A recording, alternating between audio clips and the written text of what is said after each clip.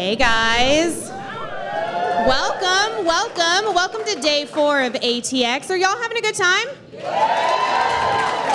Awesome. My name is Laura Kincaid. I'm the Director of Operations for ATX, and we are so glad that you guys are here on this magnificent last Sunday of this magnificent Season 8 that we have had. Thank you for coming. Thank you for being excited. Thank you for being the very best TV campers you can be. We deeply appreciate you, and we are so pumped for this panel, y'all. Are y'all pumped? Are you so excited? Yes. Yay. Okay, well then I'm gonna get off the stage because you don't care about me. So I'm gonna bring out our moderator, Julie Plec, who is director and EP of Roswell, New Mexico.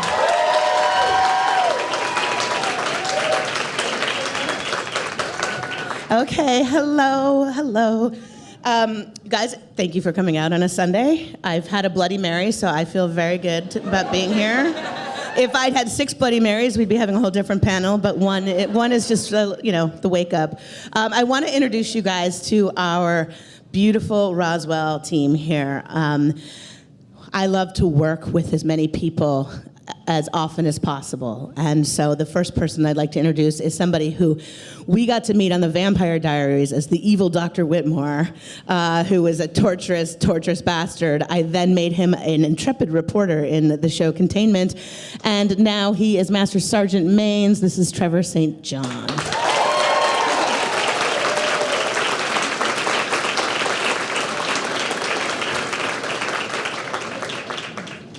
Our next guest is someone who reminded me last night that I may have given him every job he's ever had, although I find that hard to believe because he's so talented. But first met him as Dr. Bobby in Containment. He was then the lead and star of a pilot that you never got to see, so we won't talk about it. And now, as the charming and yet deadly Noah, we have Mr. Karan Oberoi.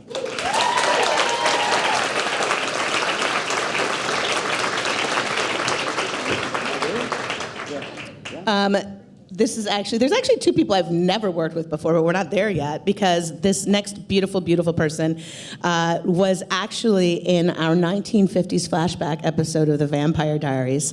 Also was a star of the CW hit Hellcats, and now is our beautiful Maria Heather Hemmens.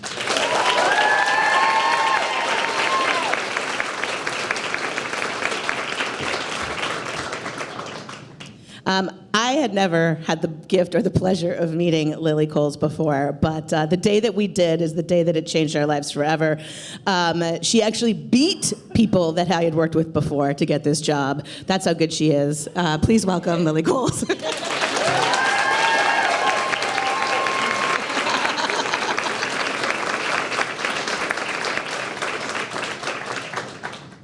Same with our next guest, who I had never laid eyes on, and in fact, we were ready to cast somebody that we knew in his part when at the late hour, his tape came across our desk, and we swooned, and now so do you. Please welcome Michael Vlamis.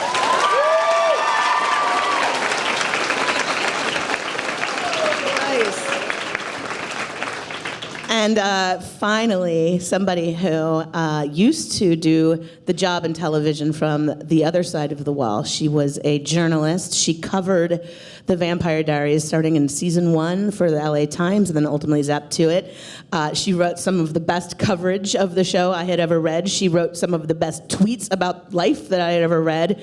When I finally met her, I said, "You probably want to be a writer, don't you?" And she did indeed. And I said, "Well, quit your job and come calling." And when she quit her job, she called me up and said, I'd like to be a writer. And I said, "Great, I have a job for you." And I let her be a writer's assistant, which she, of course, nailed. And within 1 year, she was writing, and now she is the creator and executive producer of her own series, Carina McKenzie.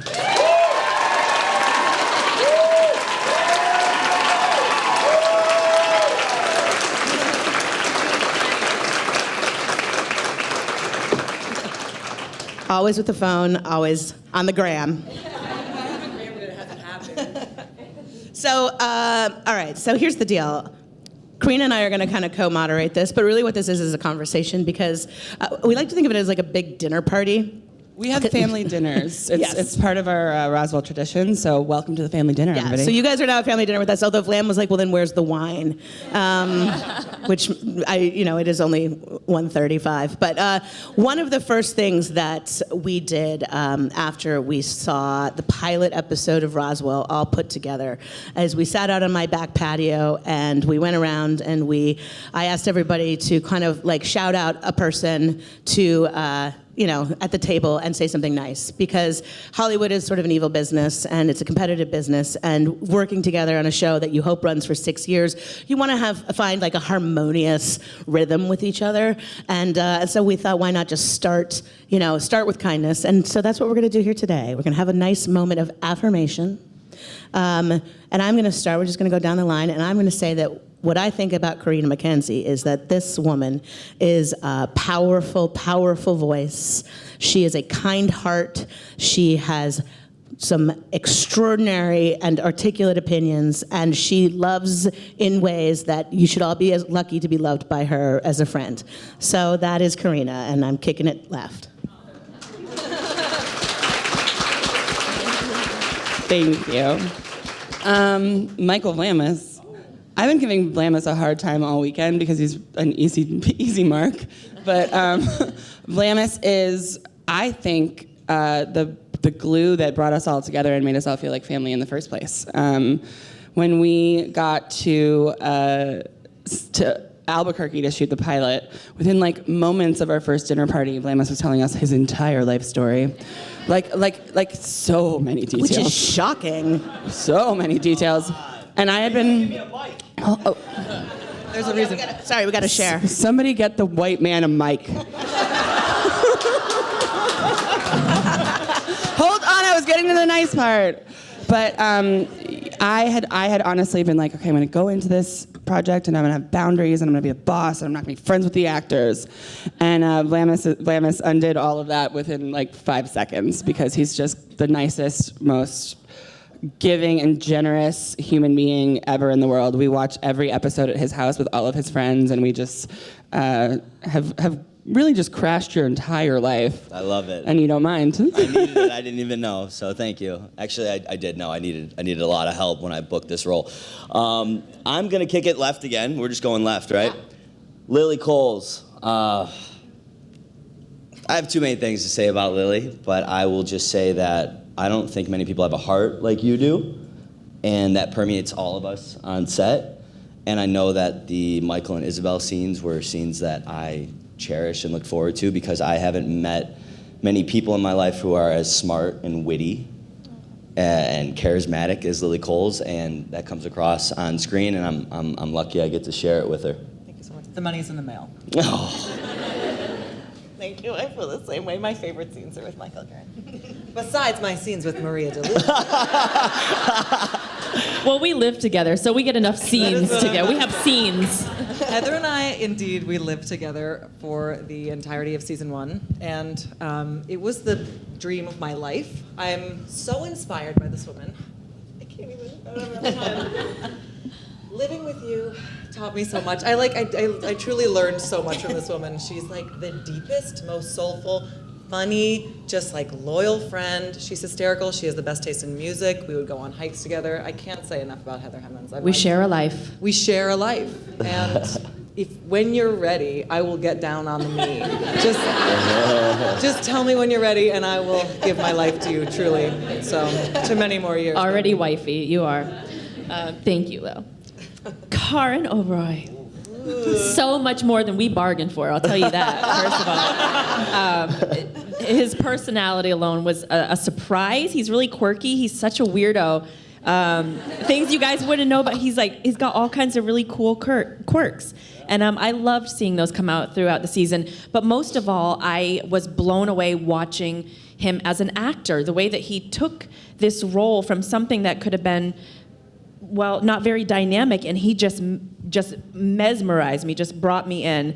And his depth of performance and his commitment level, we were undeserving. I was like, wow, okay, he just raised the bar for our show and the rest of our performances. I was like, all right, well, I'm gonna study my lines tonight and like get really solid, because Karan was bringing it. So. Okay, I got this mic. Trevor St. John. Trevor St. John. Trevor, the kindest man I've met in a long time. Our friendship goes back to 2015 where we did a pilot with Julie Plec called Containment. And I sat down at a dinner table with him and I knew him for a couple minutes and I was like, I want to do a play in New York. And he looked at me in the eye and he said, do it. I said, no, but I'm doing TV. He's like, do it. And I did. And he's been always that guy that's popped around and had that heart to listen to everything I had to say. All my crazy ideas, anything I have, I sound it all off on Trevor, and he accepts it all. He's a wonderful, wonderful human being, and he commands a presence on camera that all of us are aiming to have one day. Thank you, brother. Yeah. Well, when I was being introduced by Julie, when she was saying what she's hired me for, I felt so happy because when someone as talented and as gifted as Julie Plec, continues to support you in your career, you just feel fortunate, and and whatever ego you have is stroked because she is extremely talented, and there's a lot of talented and gifted people in this business, but she's also just a dear person who I really adore, and so I feel very lucky to know her and to be in business with her. Well, thank you. Now we're all gonna go cry. Just so you guys know, thank you. The purpose of this is not to sit around and blow smoke up each other's asses. It's actually to show you guys that this is a safe room. It's a safe conversation. It's a warm place. Over the course of this conversation, of our dinner party, every now and then I might say, does anybody want to talk about anything? And if you do, just raise your hand, You can say, you can hit hard, you can hit deep, you can go shallow and gossipy, not too gossipy. You can really, you can talk about what you feel. Please feel free at any point. So every now and then the focus is going to turn on you guys, because the nice thing we have to say about everyone in this room is that you have shown up for us. Thank you. Both Thank hopefully you. in watching the show, but also today. You chose to be here with us, and so we want to make it worth your while. So thank you very much. I love that shirt. I have a notebook with that. What is it? It's a drawing with all of them. Oh my God, I love that. Yeah, that's pretty great. Awesome. Oh, thank you. Do or die fan right there. Love it. All right, so just just to get the conversation started, because Carina, I don't know how many times you've been able to tell this story, and we are at a TV festival. We are at a forum in which we want to talk about the craft, and the very first rule of the craft is when you are sitting down to write a show, tell a story, the first thing you have to ask yourself is why does this story matter to me? Why am I singularly the one person that should be gifted the right to tell this story? And people can call it the why now or the why me, but it is really about, as a storyteller, Why from your me? heart. Yeah, why me? That becomes that mid-season one. You're like, why me? Why the fuck? But Carina's got a really great why me story, and I would like her to tell it. So, I basically owed Warner Brothers a pilot or a couple of pilots, and when they brought the idea of Roswell to me, I was actually not oh yeah, that's exactly what I want to do, because one, I had a bunch of things that weren't reboots kicking around in my brain, but two, I had just come off of the originals, and it felt like another sort of, it felt similar to Vampire Diaries, the original story. And so I was like, okay, I'm gonna go in and I'm gonna pitch the version of this that I would want to do. And the first most important thing to me was to make sure that the lead was not a white woman. I really wanted to, bring Liz Orteco back to her Latina roots, she's Latina in the book. The complication with that thought was, okay, but then why should I be writing this? Why shouldn't I give this up and let them go find a Latina showrunner? And so I thought about what I could bring to it, and I think a lot of people know this about me, but I grew up. My mom's Egyptian. I grew up going to Islamic school every Sunday, and have always considered myself Muslim. Not necessarily a very good one, but I try. And so but I pass. Nobody looks at me on the street and thinks that I'm Muslim, and when hatred is directed, or phobia is directed at Muslim people, I don't get that. I have this privilege of being able to kind of hide. And so that was the alien story that I was telling in the pilot, when Max talks about seeing aliens represented on TV as people that blow up the White House and abduct people. That's something that I can deeply relate to, because 24 exists. And so I wanted to tell the story of what it feels like to, when people believe that you're the enemy and that the people that you love are the enemy, but that you kind of pass as this safe person. And to tell this sort of long story, hopefully 5-6 seasons long story of these aliens kind of coming to terms with who they are versus what everybody thinks they are. So that's why it mattered. That's why it was my story to tell. And also I have an ex-husband who is a serial killer. So Same. That Tales is all not this time. true. That is not true. not true. Hey, Vlamis, I'm curious. What do you want to talk about? Oh, wow. What do I want to talk about? I want to talk about, I don't know, the word that's just coming to mind is just grateful. And I'm so grateful that everyone is here and that I'm on this couch with all of these legends. And I've been welcomed into this family. And this show came at a time in my life. I made that joke earlier. I like to go dark.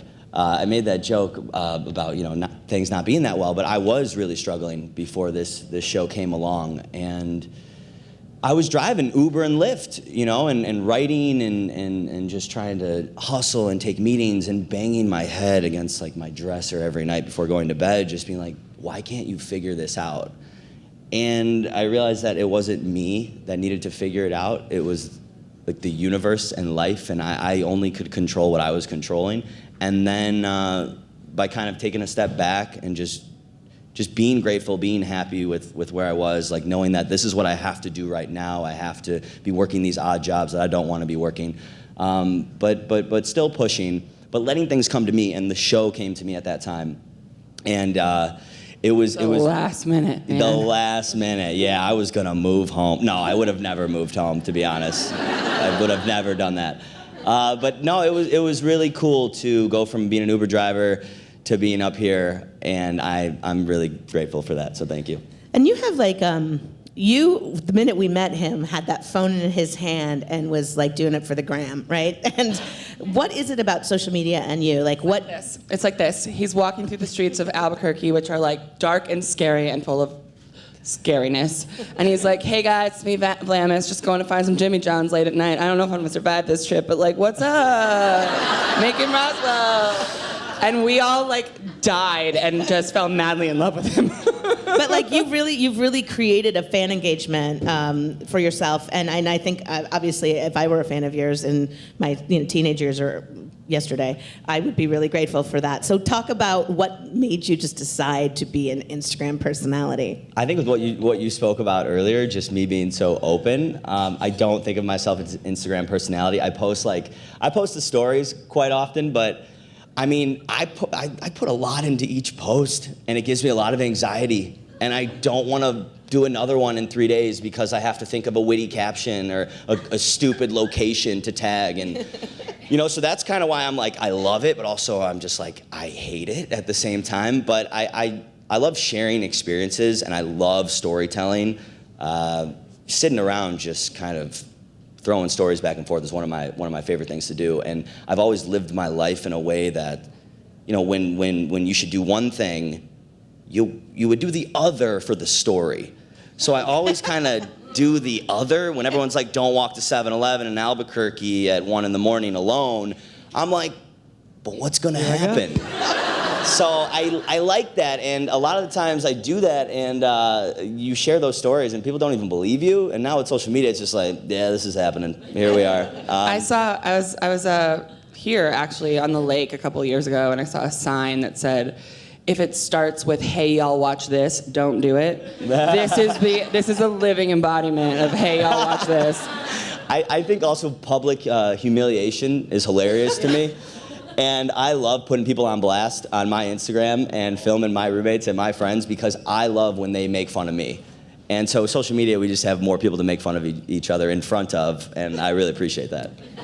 Heather, you are very, very good on social media as well, and you and I have talked about like how it's hard work, and I think that one of the great things that has been exposed about Instagram, et cetera, over the last year or so is how you can very carefully curate your own perfect life and make everybody wish they had your life, only to like learn who's the girl who's like, she's like, I took 815 shots of this picture. I was like laying like this for 2 hours trying to get the perfect shot just to like find the thing to post. It's exhausting and it's demoralizing. So like talk about where you draw the line for yourself, and also talk about a little bit as a character that was very beloved before and is hopefully very beloved now, where social media has been good and bad for you in that way.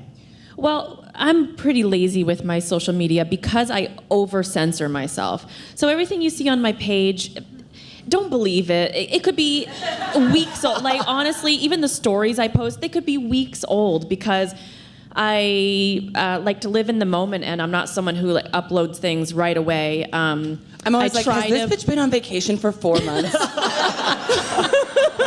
I try to be more proactive when we're out. Like I posted a story for the first time in a while, but I try to be more proactive when I'm actually doing something. But in my private life, you guys do not know me. I'm actually very active, and you will not see any of it on my social media. I'm sorry, but I'm just not a sharer. So I use it as a tool for work. And that's just a relationship that works for me. It's, Vlamis is an open book, and I wish I could live like that. But for me, it's just a tool for my work. And with Maria as a character, I think that she is the most exciting thing happening in Roswell. I think that she thinks she's the most fashionable. She thinks she's the funniest. She knows everybody's gossip because she owns a bar where everyone comes to vent. And so for her, social media is her little way of saying, like, I know what's going on. And she likes to keep that as her tool in her back pocket, that people have to come to her sometimes for information. Is Maria running the Wild Pony Instagram account? Yes. We have a wild. Yeah. I love that account. It's one of my favorites. I have nothing to do with it. I don't know who started that. Somebody in marketing created this Wild Pony Instagram account, and they made it look like we've got a picture of Garen pinned to the wall that says "Do not serve this man." It's a ban. I saw that. I had no warning. I just saw It's that. amazing. That's great. But it's like an official CW thing. There it is, picking on people in public. That's what you got to do. He's fictional. He is? What? So I'm curious, Kelly Brown, calling you out. Ready? You usually have the best question, and you can say I need more time. But what do you want to talk about at this dinner party, Kelly Brown? I actually have been preparing my question for like a week. Hi, Kelly Brown, longtime fan, first-time caller. Welcome, Kelly. She calls so much. So much. There's a microphone for you. Oh, So you can be on the podcast. This is my second panel I've been on this. No, I'm kidding. My question is really about the storytelling of Roswell. As Carina and Julie know, I'm very big fans of the way that the both of you tell stories. With Roswell in particular, I think that you guys handled some incredibly delicate topics in a really, really beautiful way. And I'm wondering, going forward, are there other stories that you really hope that you can tell, or other kind of topical, political, emotional, maybe risky topics that you guys would like to explore? Yep. And without any spoilers, can you clue us in on something? Yeah. First of all, I should say that we're really lucky because, well, one, like I said earlier, like I had a lot of sort of anxiety over, well, am I the right person to be telling these stories as a cis, straight, white person? And so I still think the answer is probably no, but what we did... But we're doing it. But I'm doing it anyway. But instead, we we hired a really diverse writing staff. Our writing staff this season is even more diverse than our writing staff last season was, and I was really proud of our writing staff last season. And so that was sort of the first step, and listening to all of them and their stories is really important. We also consult with a bunch of advocacy groups that specifically exist to help storytellers tell stories that further progress instead of hinder it. We work really closely with Define American, which is, they tell immigrant stories. We work with LGBTQ advocacy groups. This season we're expanding that. But yeah, we do have some stories this season. Listen, I write about what I love, but I also write about what makes me angry. It's always, and what hurts me. And I've been kind of angry lately. There's a lot of stuff going on politically that I really want to address. I really want to address women's health. I really want to address the sort of the tragedy of what it is to be a transgender person in the military right now, or adjacent to the military right now. And these are really big stories, and I want to be very careful in telling them because I don't want to tell them wrong, but I think I'd rather take the leap than be scared. So yeah, you're going to see a lot more tough issues get touched on this season, and I think we'll dig deeper into the white privilege that is just an element built into our show and our society. I want to call it out a little more this season than we called it out in the past.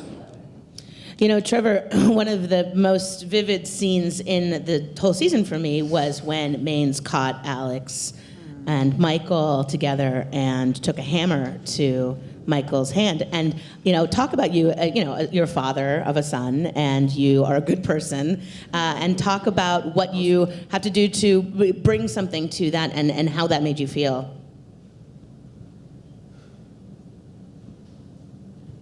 Well, it raises an interesting question about the difference between attachment and love, and I think a lot of mistakes that are made in parenting are they say, well, the parent who's not doing right by their child, well, they still love you. Well, no, that's not love, that's attachment, and I think I kind of explored that because it wasn't an act of love, but the character is so attached, and I think that's something that we can all explore in our own lives. And so I just kind of went wherever it took me, and it was I let it take me to a kind of a dark place without getting out of control, and just discover what you're really capable of. That wasn't you out of control? Did you? You guys saw the tame version of that scene, because I actually said, like, in our meetings and stuff, I was like, I want it to be ugly. Like, I really want to feel it. I want to feel the pain of it. And, like, you didn't need anything more than what you saw to feel it. It was, I think I've watched every scene that's on the show, like, hundreds of times. I have watched that one 2 times. It is so well acted and so heartbreaking that it's hard to watch. And I think that there was some question that we kind of question in the room, like, do we need to put this on screen? Does this story have to be so deeply rooted in extreme trauma and extreme pain? And the answer just became yes. Like, I wanted to tell a story about abuse and the way that it lasts, and I didn't want to sugarcoat what that abuse was. So thank you guys for pouring your hearts and souls into it.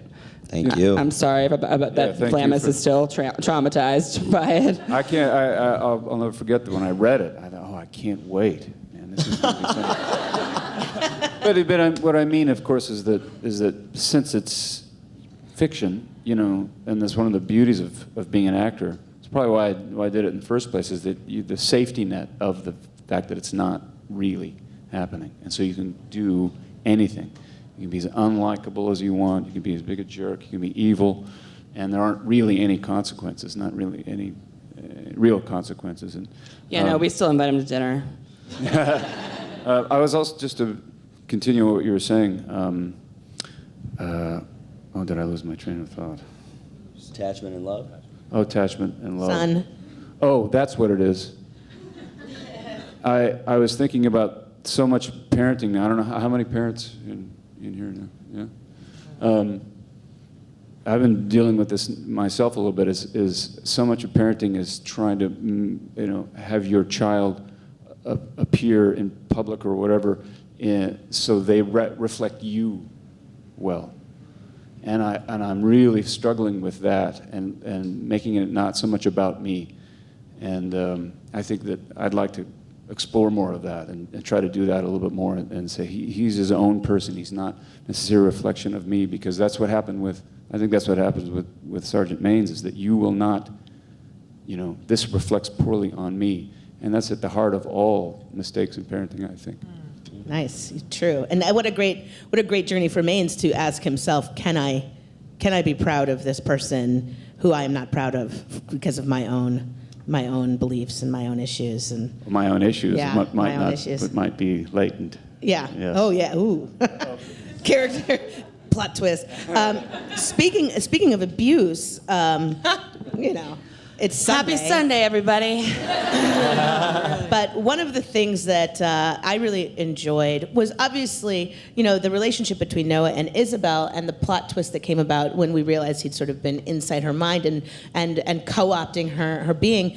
It's a very, I'm a child of the 80s. That's a very like Billy Friedkin, like Joe Esterhazy kind of twist in the 80s and 90s movies where, you got like the guy that seems great but is really evil. And so I take that stuff at face value because I'm Gen X and we don't think about these things. But Carina, as a true blue millennial, really wanted to tell the story about agency and consent.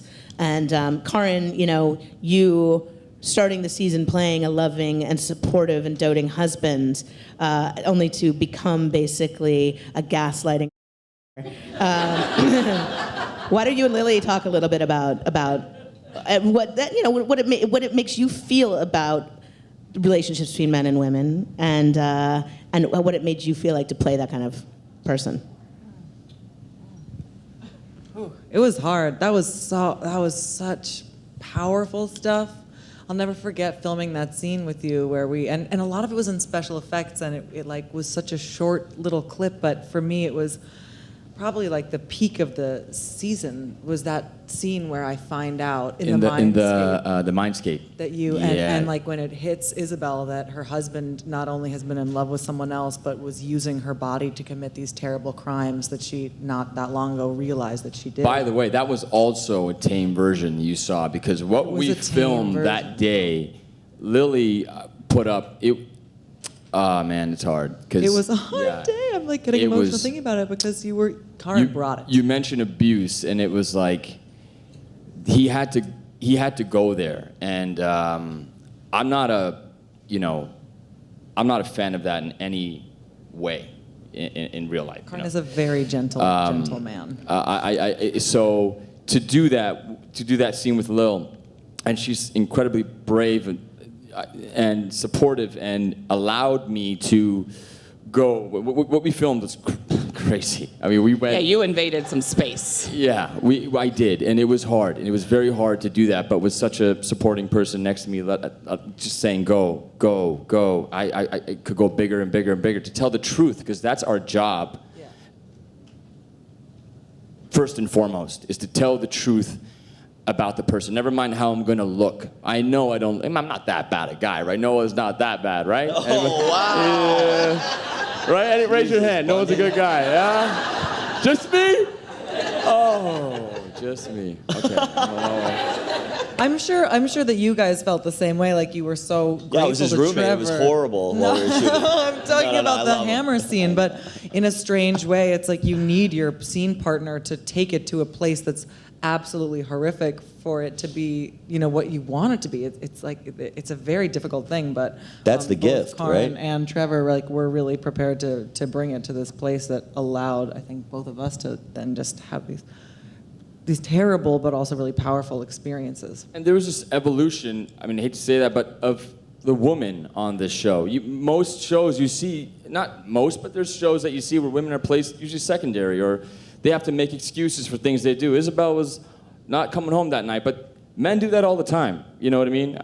Randomly, we won't show up or whatever, drunk outside. It's like, he was just drinking. But if Somewhere Karen's wife is like, excuse me? Yeah, no, I do. I'll be over at 11. But Isabel held her power, and there was a dynamic in the relationship was great, which wasn't with the man the whole time. So I thought that was interesting too, to play the supportive guy who was like, all right, I'm going to be here for you. That's something I enjoyed conveying too. Honestly, the other stuff was fun. The alien makeup. You love that. so You great. tried to say you didn't like that. He was like, how long was it? parading 4.5 hours? It was like 8? It's 4.5, 5. Yeah. 4.5 have hours footage- to make him slightly less handsome. Yeah. Very easy. And very handsome just easy. in a different way. Like, I would still be down with Alien. He didn't. He had these ear holes that were like right around here. And they were like, they had hair And Lily was coming like, out I'm of kind of into it. Everybody was grossed out, but Lily was like in the back, like, I don't know. That's just how I roll. And Carina, I will say, just on the like consent, Yeah. all of that. I think that what we did, or what Noah did to Isabel, is now a part of who Isabel is going to be moving forward. And I wanted to just say that, like, I don't take women being violated lightly. This is not a thing that she's going to get over, really ever, over the course of the show. It's going to be part of her story, and it's going to be something that drives her from this point forward, because she was violated by somebody who she really, really loved in a really devastating way. And it doesn't matter how sci-fi that way was. Like, this is now, Isabel's story is now a story of someone who has survived something really awful.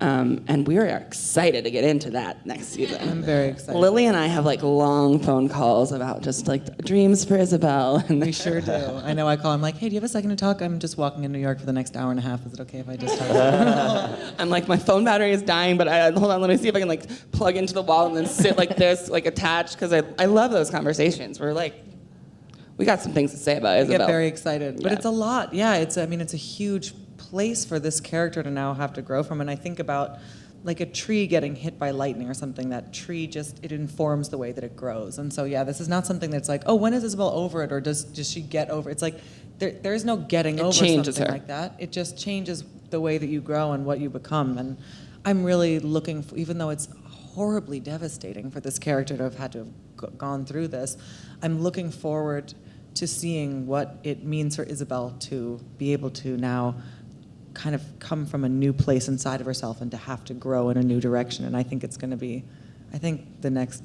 season 2 of Isabel is going to be Particularly having to do all of that without Max, without her like support system, her built-in like other half. I love that. No men. It's like Isabel on her own. He did. So because we're not single issue Susies over here, we also have what was my favorite part of the season, which is a bisexual alien who is madly, deeply, and painfully, and too painfully in love with another man, who then falls in his own way for a woman. And at the end of the season, in his moment of choice, for better or for worse, chooses the woman. So obviously there's like, there's love triangle dynamics there. There's some identity politics stuff going on in there. There's fan base outrage going on there. And you three are sort of in the middle of that, Heather and Michael and Carina. So dive in, people.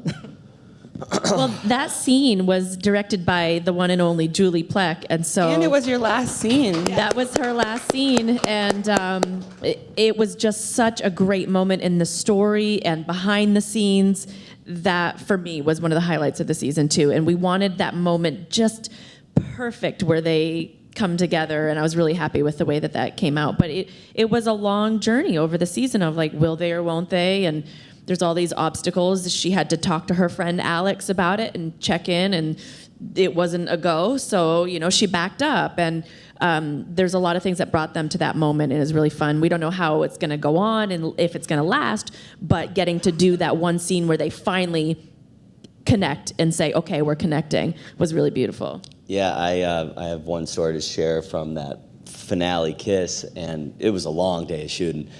And I came in there, and Heather Hemmens, like Maria DeLuca, they tell it how it is, and I just got word that I smelled pretty bad.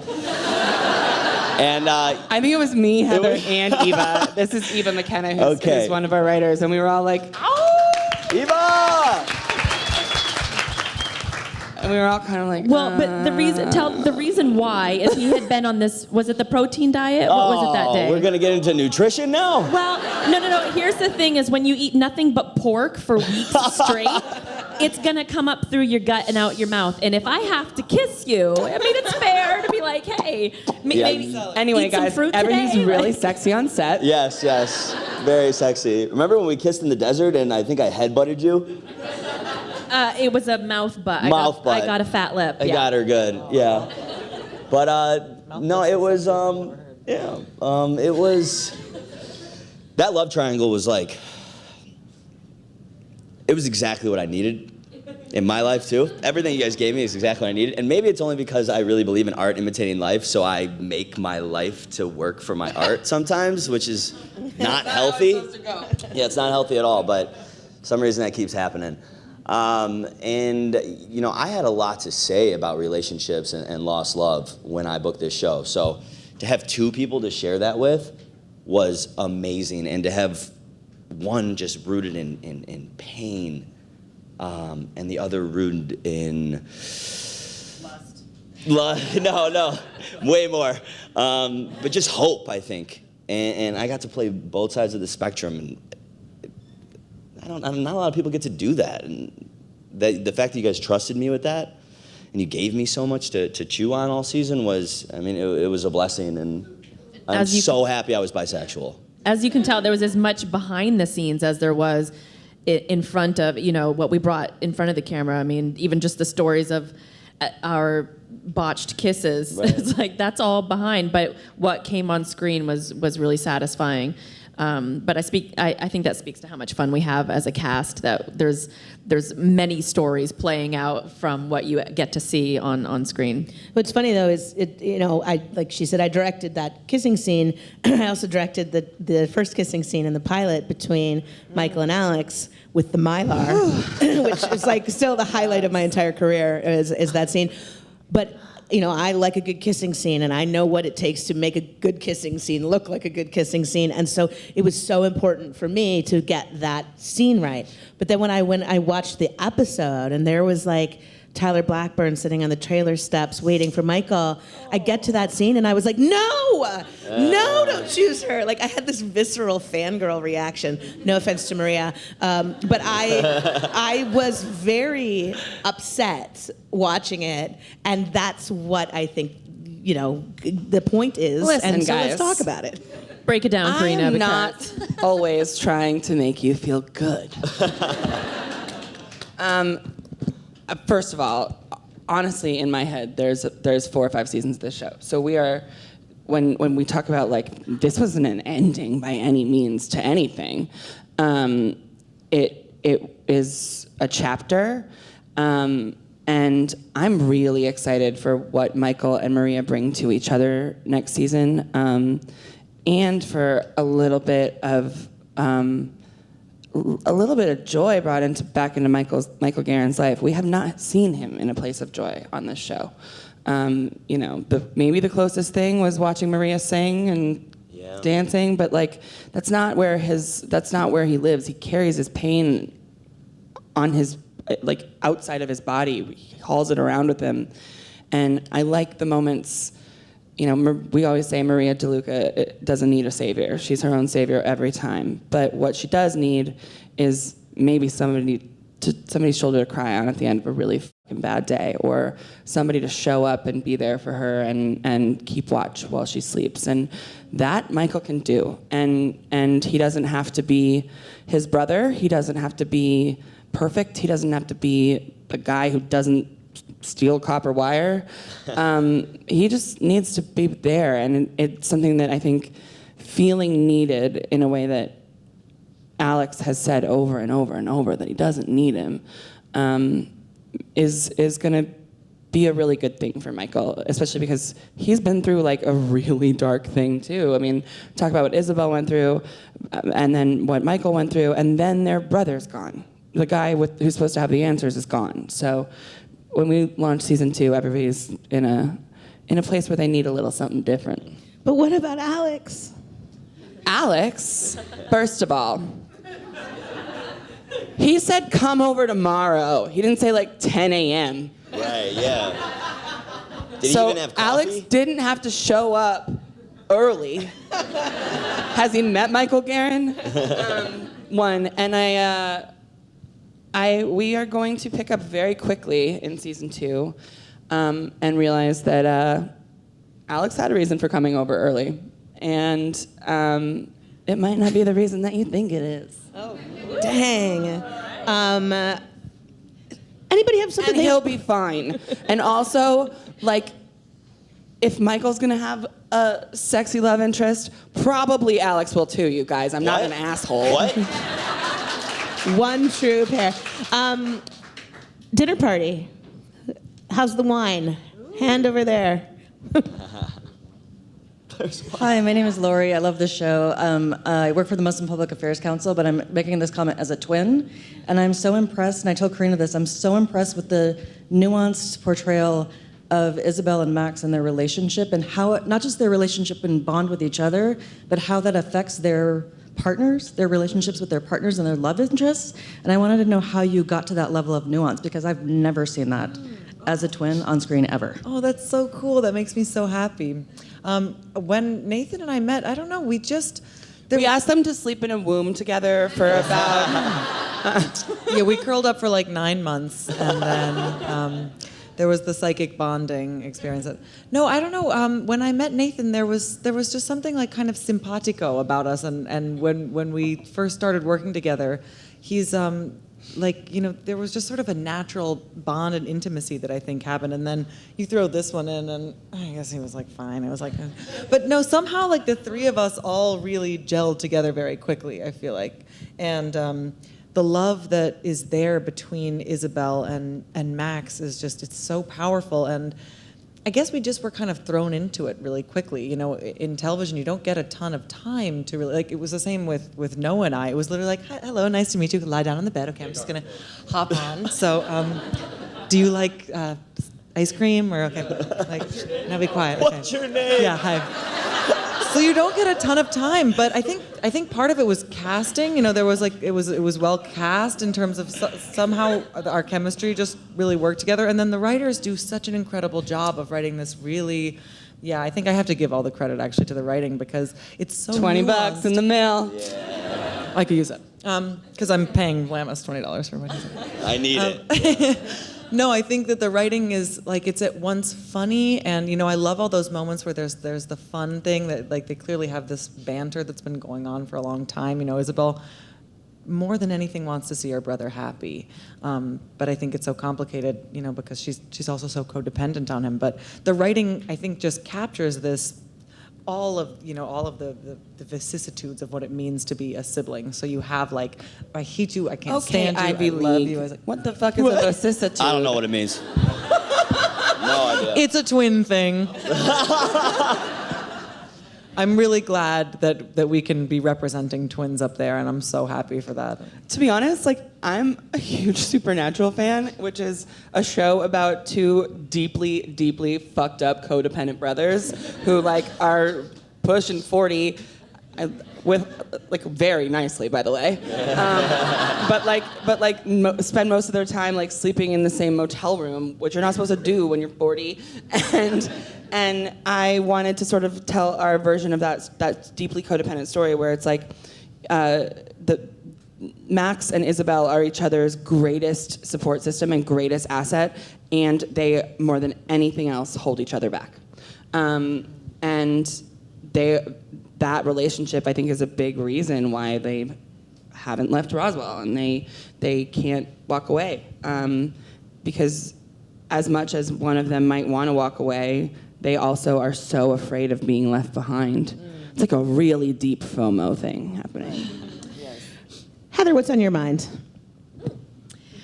I want to talk about the collaboration between actors and the writing staff. I think we have an interesting dynamic that I know does not happen a lot, where Carina and Eva and Julie are very open to hearing our ideas for our character. It's a very collaborative experience. And I feel like sometimes on other shows there's a hierarchy and the communication doesn't get passed through. So I would like to hear Carina talk a little bit about how are you able to balance like all these actor requests and also, make the show that you want to make without our opinions and stuff. When I worked on the originals, I was like the same age as a lot of the cast, and I spent a lot of time in Atlanta where we filmed, and I became really close with the cast, and it was kind of like a thing where like you're not really supposed to. Like you're supposed to maintain like a lot of distance and boundaries, and I was like, okay, but like I want to go play laser tag with Nina, and like so we're gonna go, and so coming into this, I really had this. First of all, it's my first time at bat, and I didn't want to pretend like I knew more than I did. I needed a support system. I needed all of the brains in order to create something great. And so I really, really, from the beginning, wanted it to feel like a collaboration. Started with in Albuquerque before our first big table read, which is very stressful. It's in front of like the studio and the network, and they can fire people if they suck. Julie and I had a like hours and hours and hours long dinner with Janine and Nathan, just turning the pages and talking about the relationship. And that continued for me and Janine throughout the entire season, every episode. Like, Janine Mason has seen me cry 1 million times because I'm like, this part, it's like the time that like my dad, hold on. And because I pour everything into it. I mean, like everything is on the page. And the great thing about Janine is that like, once we've had that meeting, I don't need to go like watch her on set. Like I know she's gonna fucking kill it, and she's gonna take everything that I just cried about and like make you guys cry with it. And it was the same sort of way down the line. Not everybody needs a long like meeting about it, but like, I wanted to make sure it felt like everybody could call me if they had questions. Lily called. Heather would come into my office and say, I really want like more to do. I want to grow this out. I want to sing. Karan came to me with concerns. I'm not going to go into detail about this, but like I made an error in the script that I shouldn't have made, and it would have been very problematic had it actually like gone to air. And I was shocked that it got past the writer's room, shocked that it came out of my brain, but Karan came all nervous, knocked on my door. He's got like notes about what he wants to say, and he's like, okay, all right, listen, I've just got this like character question. And as soon as he started talking, I was like, oh yeah, we f***ed that up. Okay, we'll do it this way instead. And he's like, oh, that's okay. And I was like, yeah, no, you were right. And I think that's the relationship that I wanted to, it was really important to me. And I'm glad that it worked for you guys. It's so rare too. I mean, I don't do that. These guys come into are invited into all of the prep meetings, all the tone meetings, like whatever you want to see, the making of the sausage, just you can watch it because. And I just want to say on the actor side of that too, I was always cognizant of like, what am I bringing to Carina, and is it important enough to bother her with it? So I don't think I was. I think during the season I walked into your office like twice. Yeah, because it's like pick your battle. So I think I love you. We love you, and I think if your showrunner is giving you license as an actor to like, if you have an idea, pitch it to me. I think you have to take that seriously and don't every day be like, so I was thinking. So there was just a very few times that I had Thank thoughts God and I for brought Heather them to her. Hemmens. She also brought me tequila sometimes. Yeah, no, I think it's watching it amongst you guys has been really nice because I don't do that, and one of the reasons I don't do that is because I don't have time or the bandwidth to do that. But my rule was always, if you can catch me at the Krog Bar on Friday nights after rap, and there's nice bottles of wine flowing, and we're all having a good time, and you want to talk about your story and your character, I will stay with you till 5 a.m, and we will have a good time, and we will work it out. But it's been a fascinating experiment that could have gone terribly wrong, and it's instead been incredibly productive and beautifully collaborative. And so That's it. That's sort of what it is with Lily and I. Is like we'll get dinner, or like she'll call me, and it's just like a really lovely thing. And yeah, you guys don't have to like be scared and like go to the principal's office all the time. Like I'm excited. I love these characters. I love this world. I would talk and talk, obviously, forever. Usually it's like, I'm like, hey, do you have 2 minutes? I'm like, there's just like 2 minutes, and then 3 hours later, I'm like, I'm telling my assistant, really like, don't should let let you anyone go else come now. in. Lily and I are on a roll here. I do have a question, a logistics question. So we want to keep talking, but I also don't know if there's somebody coming in this room in 5 minutes. What's the schedule? There's nobody else coming in here, but they do have to close it, so you can't stay too long. Too long. Let's ask audience. Yeah. So knowing that technically we're supposed to be done in 4 minutes, but we're going to stay until they make us leave, and so that we are not. No one's allowed to get mad about that when they're like, please get out. But let's family dinner. Who's got something they want to talk about? Back there in the sunglasses, in the blue. Yeah. So I'm a big TV fan. Cool. This is loud. So I'm a big TVD and originals and legacies fans and all that. So it's been nice to see so many faces. So I was wondering if will we be expecting any more cameos from anyone else from that universe? I am dying to get Charles Michael Davis on this show. I love him with my whole entire heart. Because it's not pretty enough, the show. Yeah. I just felt like it needed more cheekbones and white teeth. I love him so much. And if we can find a role for Steven Kruger, I would be really, really happy. And then, Riley Vocal will definitely be having her back in town. She is a dream to work with and just somebody who I'm so grateful to have in my life. So, yeah. Is that Nat? Yeah. Hey, stand up. Hi, woman. Nat. I'm curious, you guys were talking about Isabel's journey for next season. Sorry. If you don't talk into the microphone, you don't end up on the podcast version of this, so... So you guys were talking about Isabel's journey for next season, and it seems like, and maybe I read this wrong, her sort of feelings for Rosa might be because of Noah, kind of that body snatching sort of thing. So I'm curious if there will be any sort of latent feelings and what we'll see, for their dynamic going into season 2. So, yes, what you saw on screen between Isabel and Rosa was all Noah and Rosa. The only time that Isabel and Rosa have actually shared a scene was when Isabel was a real bitch to her. But that said, Isabel has been, for a very long time, like I said, performing and being the kind of woman that she feels like is supposed to be. She's supposed to be. She, we see it a lot, her sort of putting on her face and taking off her face, and she thought she was supposed to be the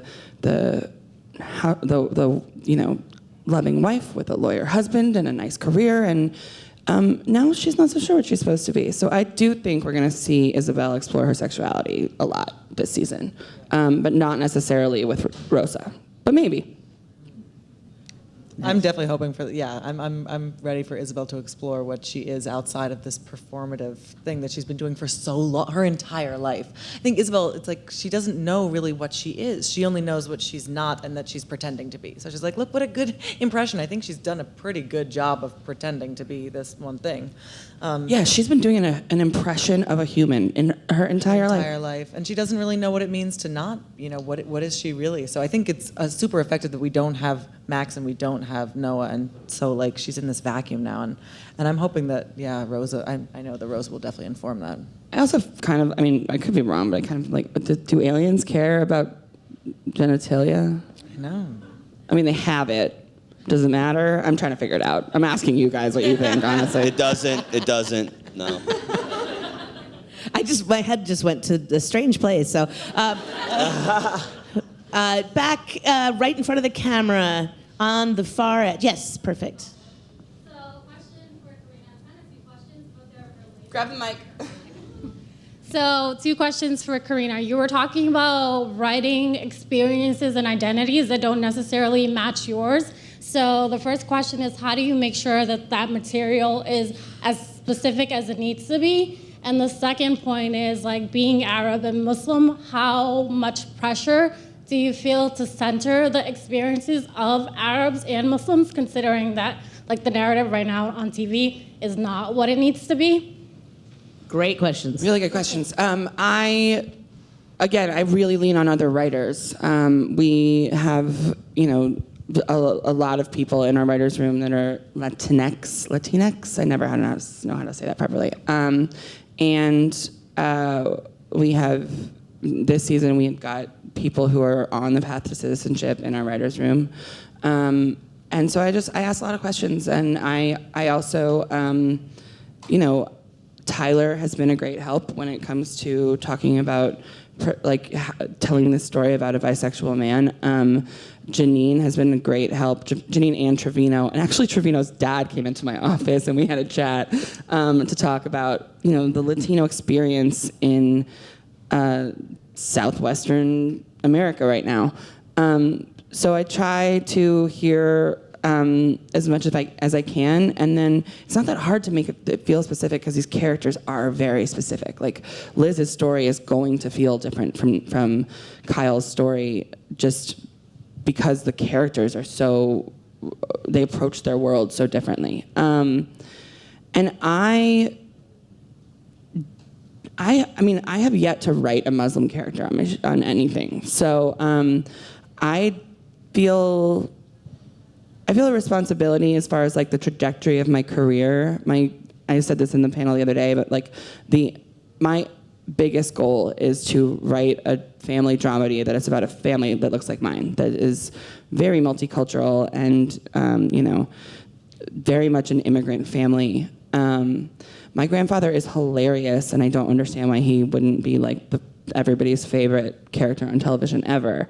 But I don't know that. I think I have a lot to learn before I'm ready to tackle the thing that matters the most to me like that. So I'm learning, but that's the ultimate goal for sure.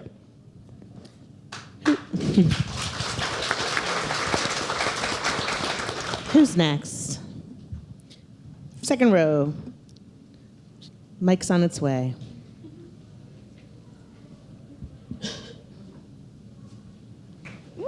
I just stepped on a water bottle, sorry about that. So I have a question. Another heartbreaking scene that Michael had to go through was seeing his mom and then moments later, her getting blown up. So I'm guessing the reasoning behind that was you don't want to reveal the secrets behind the alien race and give them those answers yet in the first season, but can you take us through that and if we're going to have any other aliens hiding out and coming out to give them some answers?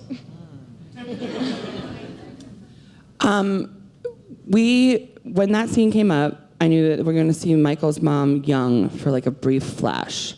And when you have a really small, non-speaking role like that, the instinct is like to cast somebody local, do a quick audition process, but nothing major, and then so that you're not paying, some big fancy LA actress a whole bunch of money to stand there for 5 minutes and then walk away.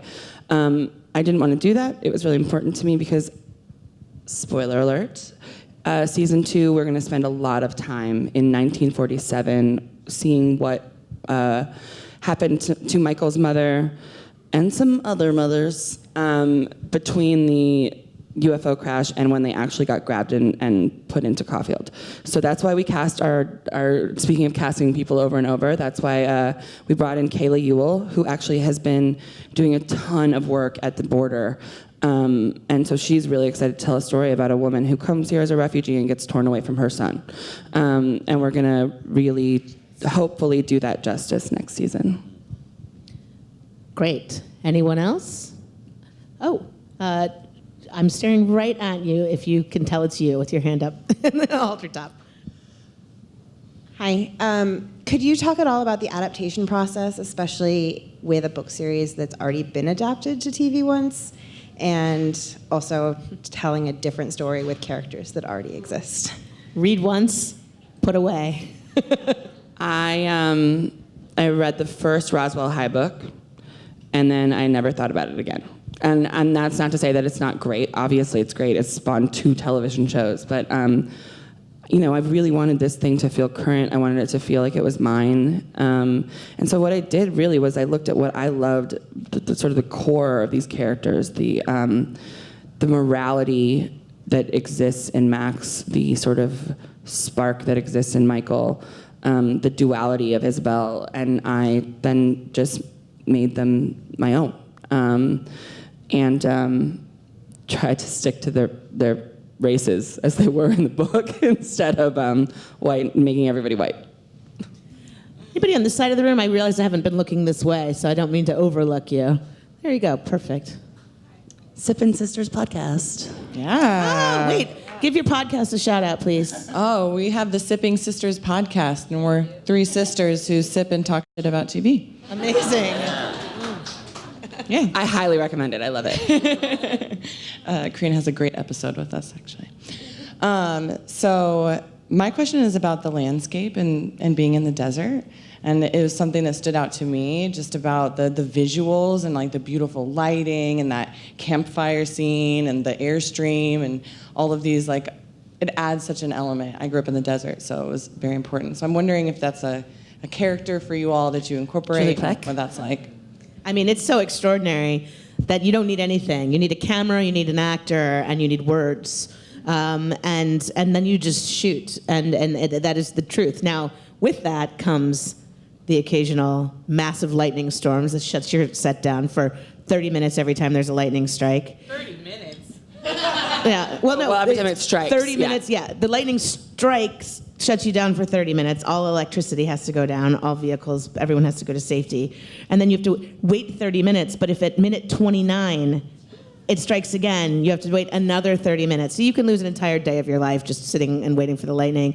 High winds, dust storms, sand cyclones, wind burn, cold burn, hail. Yeah. Snow. Yeah. I mean, the biggest struggle for these guys this season was literally the budget was so tight, and every time they went outside, there was some weather-related delay. Time and again, and so you can't go back and make that up. You have to make that up in other ways. You have to make other cuts.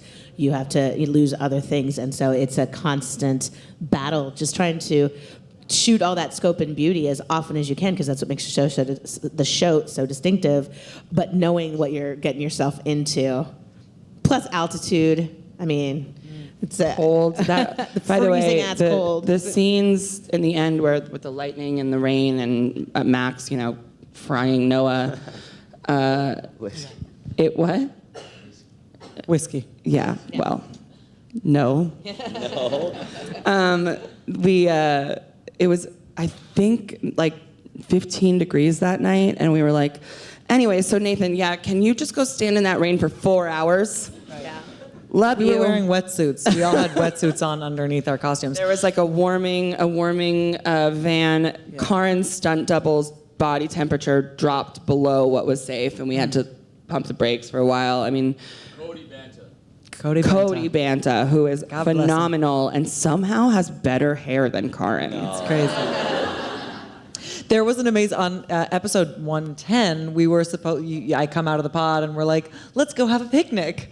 And we're like filming this, and whole, it's we a blizzard. film the whole thing. And then we wake up that morning and there's literally a blizzard outside. And we have to go out and Karen just had to change the line and be like, I guess it wasn't a very good day for a picnic anyway.